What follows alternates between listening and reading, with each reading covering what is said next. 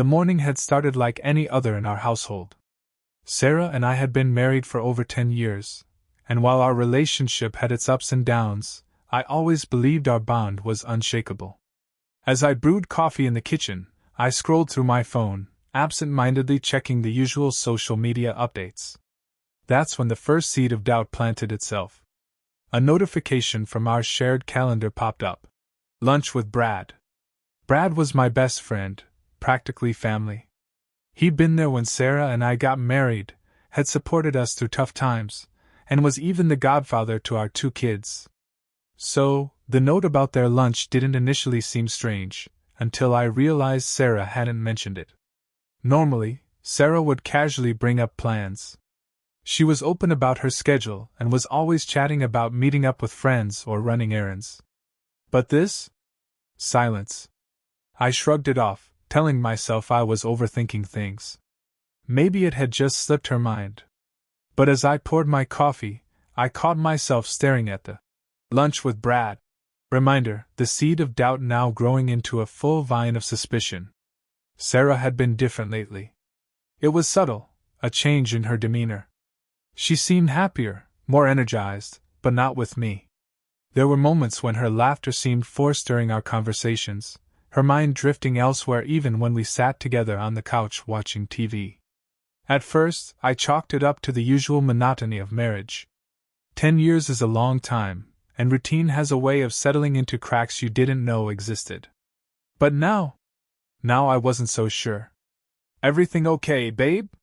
Sarah's voice cut through my thoughts. I turned to find her leaning against the doorway, her hair tied up, still in her workout gear. She looked perfect as always, her warm smile disarming. Yeah, I said, setting my mug down. Just caught up in my own head. Well, don't forget to pick up the kids after work. She reminded me with a kiss on my cheek. I'm meeting Brad for lunch to catch up. You're good with that, right? There it was, the mention I'd been waiting for. But now that it came, I couldn't help but notice something in her tone. Casual, almost too casual. Like she was testing the waters. Sure, I replied, masking my unease. She hesitated a moment longer, then walked away. I stared at my coffee, the doubts now impossible to ignore. That was the beginning of the unraveling. I didn't know it yet, but everything I believed about my marriage, and my best friend, was about to be shattered. After Sarah left for her lunch with Brad, I couldn't shake the feeling that something was off. I knew it was ridiculous to suspect anything. This was Sarah and Brad we were talking about. We'd known Brad since college. He was practically my brother. But the nagging feeling wouldn't go away. Instead of heading to the office, I decided to work from home. It wasn't planned, but it gave me a chance to focus, and maybe, just maybe, peek into things without seeming paranoid. I started by going through our family's cloud storage. We shared it for photos, schedules, and backups. It was nothing intrusive, just something I'd never paid much attention to before. But now, my curiosity was piqued. Scrolling through the photo folders, I noticed a collection titled Randoms. It wasn't a folder I'd created, and it didn't seem like something Sarah would bother organizing. I clicked it open. At first, it was just a series of selfies and pictures of the kids. But then one image caught my attention, Sarah and Brad at a coffee shop. They were smiling, sitting closer than I'd expect. It wasn't damning, just intimate. The timestamp on the photo was from 3 months ago. I couldn't remember Sarah mentioning seeing Brad that day, and suddenly, my mind was racing. Why hadn't she said anything? It wasn't like I'd care if they met for coffee. But the secrecy, it felt like a punch to the gut. I told myself to let it go. It was just one photo. Maybe I was being insecure. But deep down, I knew better. Sarah wasn't the type to hide things, and Brad? He was always upfront, sometimes blunt to a fault. As the hours ticked by, I tried to focus on work. But I kept glancing at the clock, counting down to the end of their lunch. I wasn't proud of myself, but I decided I needed to know more. Around 1:30, I called Sarah. Hey, I said, keeping my tone light. Just checking in. How's lunch with Brad? She hesitated. It was the briefest pause, but I caught it. Oh, it's good. We're just finishing up now. He says hi, by the way. Tell him I said hey, I replied. I'll see you tonight. Love you, she said quickly before hanging up. The line went dead, but her words echoed in my mind. It wasn't what she said, it was the way she said it. Quick, hurried, almost like she wanted to end the call before I could ask anything else. I put the phone down, my stomach churning. I wasn't imagining this. Something was happening, and I had to figure out what. I spent the rest of the afternoon thinking of my next move. I could confront Sarah, but what if I was wrong? What if this was all in my head? That would destroy the trust between us. No, I needed proof. That evening, Sarah came home looking radiant, her cheeks flushed, her smile wide. How was your day? She asked, breezing past me toward the kitchen. Fine. Got a lot done, I lied, watching her closely. Lunch good? Yeah, she said casually. It was nice catching up. She turned to look at me, her eyes meeting mine, and for a moment, I almost believed her. But there was a flicker of something, guilt? Panic? I couldn't tell. I nodded, forcing a smile. Good to hear. She leaned in to kiss me, and I let her, even though my mind was miles away. That night, as Sarah slept peacefully beside me, I stared at the ceiling, my thoughts racing. If something was going on, I needed to know. And if it wasn't? I needed peace of mind. Tomorrow, I would start digging deeper. The next morning, I woke before Sarah. I lay in bed for a while, listening to her steady breathing, and wondered how things had come to this. How had I gone from trusting her with my life to second-guessing everything? The answer gnawed at me. I had no proof. Just suspicions. But suspicions were enough to keep me up at night. When Sarah finally stirred, I pretended to still be asleep. She got ready quietly, kissed my cheek, and left for work. Once I heard her car pull away, I sat up and rubbed my hands over my face. Today was the day. If something was going on, I'd find out. I started by checking her phone. She wasn't the type to set a lock screen password, and as far as I knew, she hadn't started. Sure enough, it opened easily. I felt a pang of guilt, but it was quickly overshadowed by determination. Her messages were clean. Almost too clean. No texts from Brad, no questionable conversations. Just the usual. Group chats with her girlfriends, reminders from her fitness app, and a couple of spam messages. It didn't make sense. Unless she was deleting them. I scrolled through her call logs next. Brad's name popped up a few times over the past month, but nothing unusual, until I noticed the pattern. His calls were always during times I wouldn't be around, when I was at work, running errands, or asleep. Then there was her photo gallery. I wasn't sure what I expected to find, but there was nothing out of place. I'd already seen the coffee shop picture in our shared cloud storage. If there were more, she'd either deleted them or hidden them somewhere else. Frustrated, I set her phone back where I found it, and decided to take a different approach. I needed a way to track her without her knowing. Something subtle, undetectable. I spent the afternoon researching and eventually settled on a GPS tracker. It wasn't hard to install, just a tiny device I could place under her car.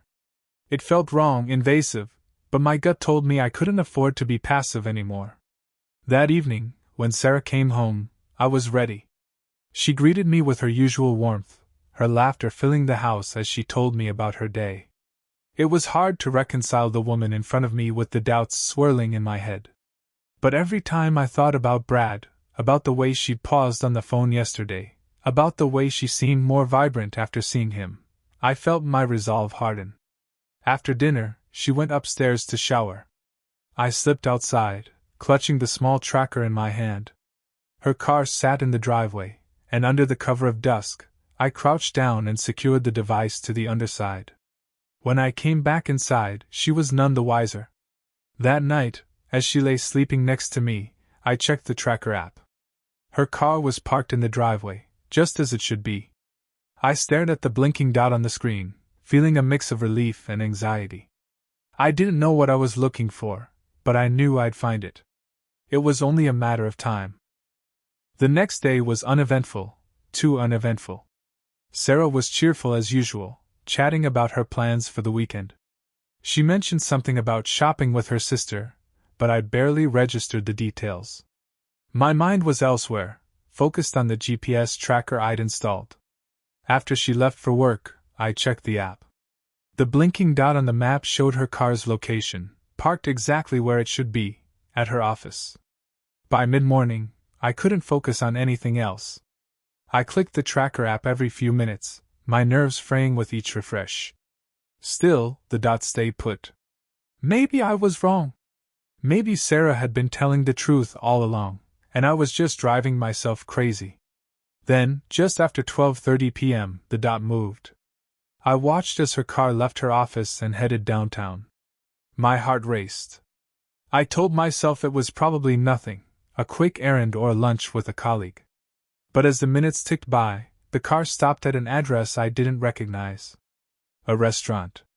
Pulling up the address on Google Maps, I saw it was a trendy new spot Sarah had mentioned once in passing. But she'd never said she'd been there. I paced the living room, debating what to do. Should I confront her? Show up unannounced?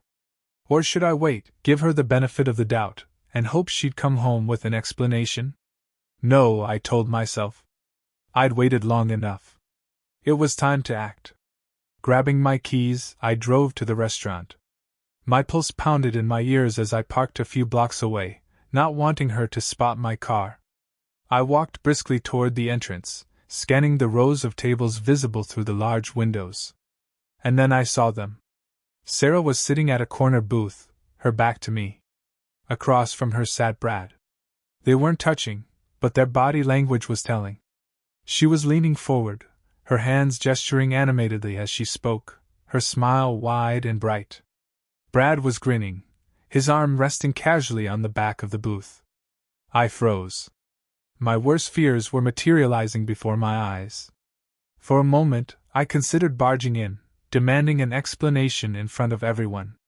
But I stopped myself. This wasn't the place. If I confronted them now, I'd never get the full truth. They'd just deny everything, spin it into something innocent. Instead, I stepped back into the shadows and pulled out my phone. Snapping a few photos of the scene, I made sure to capture their faces clearly. Then I left, my mind racing with anger and disbelief. Back home, I stared at the pictures, a whirlwind of emotions crashing over me. I knew I needed more than just this moment to piece together the puzzle. One lunch didn't prove anything, at least, not definitively. But it was a start. I reviewed the tracker app again. Her car was still at the restaurant, but the app's history feature caught my attention. It showed every location the car had been to in the past week. My stomach tightened as I noticed a repeated address, a residential area across town. This wasn't just a friendly lunch. Something deeper was happening. I decided to dig deeper. If she'd been hiding this from me for over a year, she'd probably left breadcrumbs. It was only a matter of following them to uncover the truth. The repeated address on the GPS history haunted me. It wasn't just once or twice. Sarah had been to that location multiple times over the past few weeks.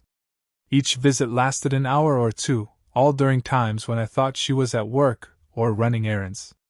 I sat in the dim light of my home office, staring at the map. My heart felt heavy, torn between wanting to know everything and dreading what I might find. Who lived there? And what did Sarah think she was doing? I knew I couldn't sit idly by anymore. That evening, as Sarah and I went through our usual routine, dinner, stories about the kids, a show on Netflix, I studied her closely. She was relaxed, even affectionate. She leaned into me on the couch, her fingers grazing mine as she laughed at a joke on screen. How could someone so familiar feel so alien? After she went to bed, I stayed downstairs, pretending to finish some work emails. Once I was sure she was asleep, I started digging. The address from the GPS tracker led me to a modest house in a quiet neighborhood. A reverse address lookup online gave me a name, Bradley Mitchell. My heart sank. Brad owned the house. This was it, the confirmation I didn't want. My best friend. My wife. It all made sense now, the secrecy, the shared lunches, the extra energy she'd been radiating lately. She wasn't just seeing him on the sly, she'd made his house a regular stop. But I still needed proof. Hard evidence. I reached out to a private investigator. It felt extreme, but if I was going to confront Sarah and Brad, I needed to eliminate any room for excuses or gaslighting. The PI, a no-nonsense woman named Diane, assured me she could have answers within a week. "This won't be easy to see," she warned. "Are you sure about this?" "I have to know," I replied, my voice shaking. "I need the truth." The next few days felt like an eternity. I went about my life as if everything were normal, but inside I was a wreck. Every glance at Sarah felt loaded, every touch from her an accusation. She didn't seem to notice my turmoil, but that only made it worse. Diane kept me updated. By the third day, she sent me the first real evidence, photos of Sarah and Brad meeting at his house. They didn't just talk. They kissed on his doorstep before disappearing inside together. Diane's report detailed the times, the dates, and how long they stayed. It was clear this wasn't a one-time mistake. This was an affair, a deliberate betrayal that had been going on for months. That night, as Sarah sat across from me at the dinner table, chatting about her day, I could barely keep it together. The images Diane had sent were burned into my mind, Sarah smiling in Brad's arms, her face lit up with the kind of joy I hadn't seen in years.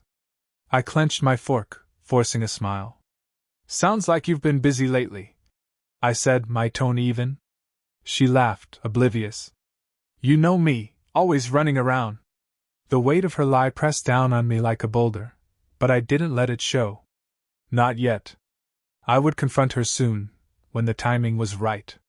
And when I did, there'd be no room for denial. By now, there was no doubt in my mind.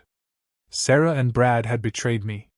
The photos from Diane, the GPS history, the mounting lies, all of it pointed to the same truth. It wasn't just a fling. It was a calculated, ongoing affair. I felt humiliated, not only as a husband but as a friend. I spent days simmering with anger, replaying every moment where I trusted them, defended them, and even admired their supposed friendship. Now, all of that seemed like a cruel joke at my expense. But I wasn't going to let them get away with it. If they wanted to treat me like a fool, I'd make sure they knew exactly what kind of reckoning they'd invited into their lives. The first step was timing. I decided I needed to catch them in the act. Not just for my own satisfaction, but so there would be no denying it when the confrontation came. Sarah could spin words all she wanted, but video evidence? That was ironclad. I reviewed the GPS data and Diane's notes. The patterns were clear. Sarah visited Brad's house on Fridays around noon, staying for about 2 hours before returning home as if nothing had happened. That meant my opportunity was coming soon. Friday arrived, and I could barely focus. I told Sarah I was heading into the office for a big meeting, then left early, parking my car down the street. My stomach churned as I watched the minutes tick by. Every part of me wanted to confront her the second she pulled into Brad's driveway, but I held back. This wasn't about impulse. It was about ensuring there was no escape for either of them. Just before noon, Sarah's car pulled up. She stepped out, looking as radiant as ever, dressed in one of the outfits I'd always complimented her on. The irony wasn't lost on me. She knocked on Brad's door, and he answered with a wide grin, pulling her into an embrace. My blood boiled. Diane had provided me with a small camera disguised as a pen, which I clipped to my jacket pocket. I crept toward the house, staying out of sight, and positioned myself near a window that gave a clear view of the living room. What I saw nearly broke me. Brad and Sarah were on the couch, her laughter filling the room as he leaned in, whispering something that made her blush. Then they kissed. It wasn't hurried or guilty, it was deliberate, passionate, like they were savoring every moment. I hit record.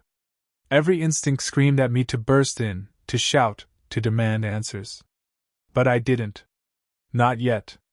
Instead, I walked back to my car, shaking with rage but determined to stick to my plan. That evening, Sarah came home like nothing had happened. She kissed me on the cheek, asked about my day, and made small talk about our weekend plans. I played along, my jaw clenched so tight it ached.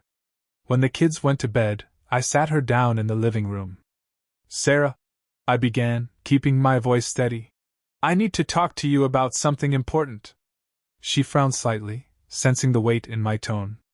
"What is it?" "I want to talk about you and Brad," I said, meeting her eyes. Her face paled instantly. She opened her mouth to speak, but no words came out. I reached into my pocket and pulled out my phone, opening the video I'd recorded earlier. "I know everything," I said, sliding the phone toward her. "Watch." She didn't move. Her hands trembled as she stared at the screen, her expression shifting from shock to panic. She started, but I cut her off. "No excuses. No lies. I gave you my trust, Sarah, and this is how you repay me? With my best friend?" Her lips quivered, tears forming in her eyes. "I didn't mean for it to happen," she whispered. "It just—" "Stop," I snapped, standing up. "You don't accidentally betray someone for a year. You made choices, Sarah. You both did." For the first time, she didn't have a snappy comeback. She just sat there, silent, as the weight of her actions settled over us both. Sarah sat frozen, the color draining from her face as the video played. It captured everything: their embrace, their laughter, the kiss that shattered the life I thought we had. Her tears fell silently, but they didn't move me. Not this time. When the video ended, I reached for my phone, my hand trembling as much from anger as from heartbreak. "So," I said, my voice low and cutting, "how long has this been going on?" She looked down at her hands, avoiding my gaze. "It's not what you think," she whispered. "Not what I think," I barked, standing abruptly. "Don't insult me, Sarah. I've got proof. You've been sneaking around with Brad, my best friend, for months, maybe longer. So tell me the truth, or I'll walk out of this house tonight and take everything with me." That lit a fire under her. She looked up, panic flashing across her face. "A year," she admitted, her voice barely audible. "It started last year." I felt the air leave my lungs. A whole year. While I'd been working late, planning vacations, and pouring myself into this marriage, she'd been carrying on behind my back. "Why?" I demanded, my voice cracking. "Why Brad? Of all people, why him?" Sarah hesitated, then said the words I would never forget. "Because he made me feel alive again." Alive. As if our marriage, our life together, hadn't been enough. As if I hadn't been enough. My jaw tightened, but I held back the fury boiling inside me. "So, what happens now, Sarah? Were you planning to leave me for him? Or were you just going to keep sneaking around until I found out?" She shook her head, tears streaming down her face. "I didn't want to hurt you. I didn't mean for it to go this far. It just happened. It just happened," I repeated, my voice rising. "You didn't just happen to meet him at his house week after week. You didn't just happen to lie to me every day. You chose this, Sarah. Every single time." She broke down, sobbing into her hands, but I didn't comfort her. I couldn't. My heart was too broken to offer her anything but anger and disgust. The rest of the night passed in silence. Sarah eventually retreated upstairs, but I couldn't bring myself to follow. Instead, I sat in the living room, staring at the remnants of a life I no longer recognized. Around midnight, my phone buzzed. It was a text from Brad. "Brad, hey man. We need to talk." The audacity. I stared at the screen, disbelief washing over me. Did he think we'd just have a beer and laugh this off? That I'd forgive him for stabbing me in the back? I ignored the message. Instead, I blocked his number. I wasn't ready to deal with him yet, not without a plan. The next morning, I woke to the sound of the kids laughing in the kitchen. Sarah was making breakfast, her voice cheerful as if nothing had happened. It was like watching a stranger wearing my wife's face. I grabbed a coffee and sat at the table, barely touching it as I watched her interact with the kids. They had no idea their mother had torn our family apart. For now, I wanted to keep it that way. When the kids left the room, I leaned in close and spoke in a low voice. "This isn't over, Sarah. We're going to talk about this, but not here. Not in front of them." She nodded silently, her face pale. I didn't know what the next step was, but one thing was clear: this marriage was over, and so was the friendship I once held dear. The day dragged on with an unbearable tension hanging over the house. I couldn't look at Sarah without seeing Brad's face, and every mundane interaction felt like a grotesque charade. The kids were oblivious, their laughter echoing through the walls as they played outside, but to me, it felt like nails on a chalkboard. By late afternoon, I'd made up my mind. I couldn't stay under the same roof as Sarah, not tonight. Not with everything I'd uncovered swirling in my head. "I'm going out for a bit," I announced abruptly, grabbing my keys. Sarah's eyes darted up from her phone. "Where are you going?" I fixed her with a cold stare. "Does it matter?" She flinched but didn't argue. I could see the guilt weighing on her, but I wasn't ready to hear her apologies, or her excuses. Without waiting for a response, I walked out the door. I drove aimlessly for what felt like hours, trying to process everything. My thoughts were a mess of anger, heartbreak, and a deep sense of betrayal. How could Sarah do this to me? How could Brad? I kept replaying every moment of the past year, searching for signs I might have missed, for clues that would have tipped me off sooner. Eventually, I found myself parked outside a bar.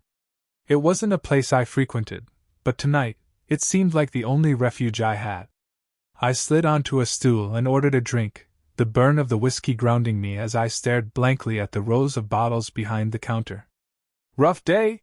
the bartender asked, his tone casual. "You could say that," I muttered. He nodded knowingly and didn't press further, leaving me alone with my thoughts. By the time I got back home, it was well past midnight. The house was dark, save for a single light in the living room. Sarah was waiting for me, her face drawn and tired. "Can we talk?" she asked quietly. I hesitated, the weight of the day pressing down on me. I wanted to lash out, to demand answers, but I forced myself to remain calm. "Fine. Talk." She wrung her hands nervously, her voice trembling as she began. "I know I hurt you. I know I betrayed you, and I hate myself for it. But please, can we try to work through this? For the kids, if nothing else?" I laughed bitterly, the sound harsh in the quiet room. "You're worried about the kids now. Where was that concern when you were sneaking off to Brad's house?" Tears welled up in her eyes, but I didn't soften. "Do you have any idea what you've done, Sarah? You didn't just destroy our marriage, you destroyed everything.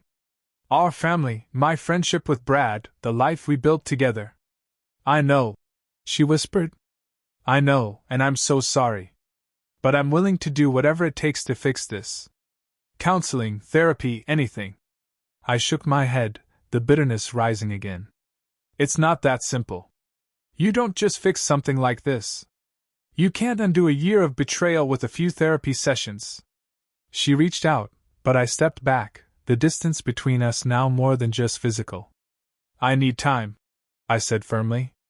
"Time to figure out what's next. But don't think for a second that things are going back to the way they were." That night, I slept in the guest room. The emptiness of the bed only served as a reminder of how far we'd fallen. Sarah's tears echoed faintly from down the hall, but I didn't go to her. I couldn't. This was just the beginning of the end. The next morning felt surreal. Sarah tiptoed around me, her face pale and drawn, while I did my best to act normal for the kids. Every smile I forced felt like a betrayal to myself, but I wasn't going to let them see the cracks. They didn't deserve that, not yet. After breakfast, I headed to the home office, needing a moment to myself. I opened my email, scanning through Diane's latest report. She'd been thorough, as promised, documenting every meeting, every visit, every touch between Sarah and Brad. There was no room for interpretation, it was all laid bare. At the end of the report was something new. Brad's wife, Emily, had been informed. This wasn't part of the plan. I hadn't asked Diane to involve her, but as I stared at the email, I realized it made sense. Emily deserved to know, just as much as I had. And if I knew anything about Emily, it was that she wouldn't take this lightly. Later that afternoon, as I scrolled through social media, I saw it, Emily's post. It wasn't subtle. Emily. When your husband and your best friend decide to destroy your family, sometimes you have to let the world know the truth. Brad, Sarah, I hope it was worth it. Attached were photos Diane had taken, clear as day. Brad and Sarah at his house. The kiss. The embrace. The comments were immediate, a mix of sympathy and outrage. Mutual friends chimed in, shocked and appalled. Sarah's name was plastered across my feed, tied to betrayal for everyone to see. I couldn't look away. Part of me felt vindicated, knowing the world now saw them for who they truly were. But another part of me felt hollow. This wasn't just about Sarah and Brad anymore. It was a public spectacle, and the fallout would ripple far and wide. That evening, Sarah confronted me. Her face was flushed with anger and humiliation as she shoved her phone in my face. "What the hell is this?" she demanded, her voice breaking. I didn't flinch. "Looks like the truth coming out." "You told Emily?" she accused. "I didn't," I said calmly. "But she deserved to know. Just like I did." Sarah sank onto the couch, her hands trembling as she scrolled through the comments. "You don't understand. This is going to ruin me." "You ruined yourself, Sarah," I snapped. "You and Brad. You thought you could hide this forever? That there wouldn't be consequences?" Tears streamed down her face, but I felt no sympathy. For once, she was the one dealing with the fallout of her choices. As the night wore on, the phone calls began. Friends, family, even Brad himself tried to reach me. I ignored them all. My focus wasn't on salvaging relationships, it was on deciding what came next. By midnight, I'd made my decision. I walked into the guest room, where Sarah had retreated after our argument, and placed the divorce papers on the nightstand. I'd been preparing them for weeks, ever since Diane started her investigation. "This is what's next," I said simply. Her breath hitched as she stared at the stack of papers, her tears starting anew. "Please," she whispered. "We can fix this. We can." "No, Sarah," I said, my voice firm. "We can't. You made your choice. Now I'm making mine." Sarah stared at the divorce papers as though they were a ticking bomb, her tears falling silently onto the crisp white pages. I stood firm, my arms crossed, waiting for her to say something. "Anything. You're really going through with this?" she finally asked, her voice trembling. "You think I'd stay after what you've done?" I replied, my tone cold. "I've spent the last decade building a life with you, trusting you, only for you to throw it all away for him." Her head hung low, her hands clutching the papers like they were her lifeline. "I didn't mean to hurt you," she whispered. "Stop saying that," I snapped, my patience gone. "You didn't care about hurting me. You cared about getting what you wanted. And now? Now you get to live with the consequences." She opened her mouth to speak, but I didn't wait to hear it. I walked out of the room, slamming the door behind me. The next morning, Sarah was eerily quiet. She didn't protest when I told her I'd be consulting an attorney to finalize the details. She didn't flinch when I told her we need to start discussing custody arrangements for the kids. Her silence was unsettling, but I couldn't let myself care. I had to stay focused. I reached out to my attorney, laying out everything, the infidelity, the evidence, the timeline. "We'll make sure this is as clean as possible for you," she assured me. "Given the circumstances, you're in a strong position. But be prepared, divorces can get messy, especially when emotions are involved." Messy. That word didn't even begin to describe what lay ahead. Meanwhile, the fallout from Emily's social media post was spreading like wildfire. Friends and family started reaching out, their messages ranging from shock to support. One of Brad's coworkers, who'd seen the post, sent me a message that made my blood boil. Coworker. Hey, I thought you should know Brad's been bragging about this for months. He used to joke about how easy it was to fool you both. I'm so sorry you're dealing with this. It wasn't just betrayal, it was mockery. Brad hadn't just stolen my wife, he'd flaunted it. The thought of him laughing at my expense, of him treating this as some kind of game, made my fists clench. That evening, I decided it was time to confront Brad. He hadn't stopped trying to call me, likely hoping to explain himself or smooth things over. But there was no smoothing this over. I called him back, my voice steely as I spoke. We need to talk. Face to face. Of course, he said quickly. Let's meet somewhere neutral. A bar, maybe? No, I said firmly. Your house. Tomorrow morning. And don't try to back out. He hesitated. All right. I'll be there. The next day, I stood outside Brad's front door, my heart pounding with a mix of anger and adrenaline. When he opened the door, he looked smaller somehow, his confident demeanor replaced with nervousness. Kurt, he started, but I held up a hand to silence him. Save it, I said, stepping inside. You don't get to talk until I'm done. His eyes widened, but he nodded, stepping aside as I walked into his living room. The same living room where he'd entertained my wife. The thought made my stomach churn. You were my best friend, I began, my voice shaking with emotion. I trusted you with everything. My family. My life. And you threw it away. For what? To stroke your ego? To win? Kurt, it wasn't like that. He tried, but I cut him off. Don't lie to me, I growled. I have evidence. Pictures. Reports. Hell, I even have your coworkers telling me how you bragged about this.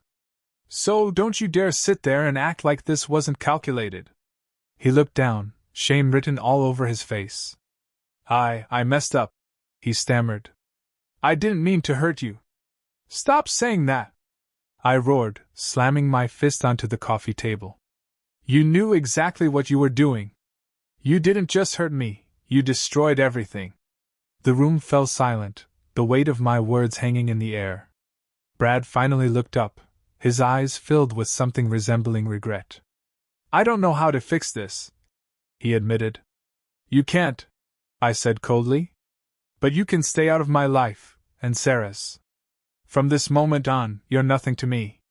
With that, I walked out, leaving him behind in the wreckage of his own making. Walking out of Brad's house felt final. I had said everything I needed to say, and he had no defense left. As I drove away, I didn't feel the satisfaction I'd hoped for, just a hollow ache where friendship and trust had once been. When I got home, the house was dark, save for the faint light in the kitchen.